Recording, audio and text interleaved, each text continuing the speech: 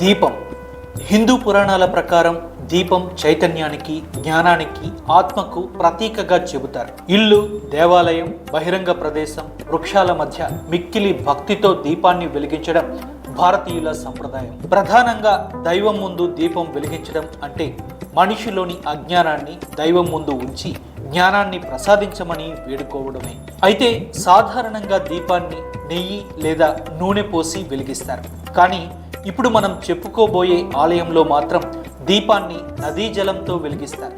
ఇంతకీ ఈ ఆలయం ఎక్కడ ఉంది? ఇక్కడ దీపాన్ని నీటితో వెలిగించడం వెనుక ఉన్న రహస్యం ఏమిటి అనే విషయాలను ఈ వీడియోలో తెలుసుకుందాం.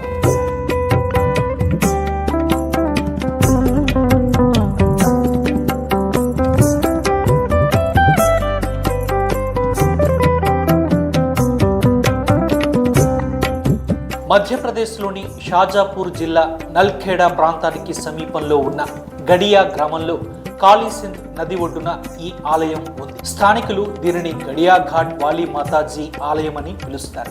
ఈ ఆలయ చరిత్ర ప్రకారం అన్ని ఆలయాల మాదిరిగానే ఇక్కడ కూడా ఓ నూనె దీపం ఎప్పుడూ వెలుగుతూ ఉండేదట. అయితే ఒకరోజు అమ్మవారు ప్రధాన అర్చకుడికి కలలో కనిపించి నదీ జలాలతో ఆలయ దీపాన్ని వెలిగించమని ఆదేశించారట. మొదట భయపడిన అమ్మవారి ఆజ్ఞ ప్రకారం అతడు కాళీసింధ్ నది నుండి నీటిని తెచ్చి ఆ దీపంలో పోశాడు. అనంతరం దీపాన్ని వెలిగించగానే ఆశ్చర్యకరంగా ఆ దీపం ప్రకాశవంతంగా వెలిగింది. మొదట్లో స్థానికులు ఈ విషయాన్ని నమ్మలేదు. కానీ అర్చకుడు స్వయంగా దీపంలో నీళ్లు పోసి వెలిగించగానే అది వెలిగింది. దీంతో అప్పటి నుంచి ఈ ఆలయంలో కాళీసింధ్ నది నీటితో దీపం వెలిగించే సంప్రదాయం కొనసాగుతోంది. దీపంలో పోసిన నీరు జిగట పదార్థంగా మారి దీపం వెలగడం మొదలవుతుందని స్థానికులు చెబుతారు. ఆలయానికి సంబంధించిన ఈ రహస్య సంఘటన ఇప్పటికీ ప్రజలను ఆశ్చర్యపరుస్తూనే ఉంది. చాలా మంది భక్తులు దీనిని అమ్మవారి మహిమగా భావిస్తారు.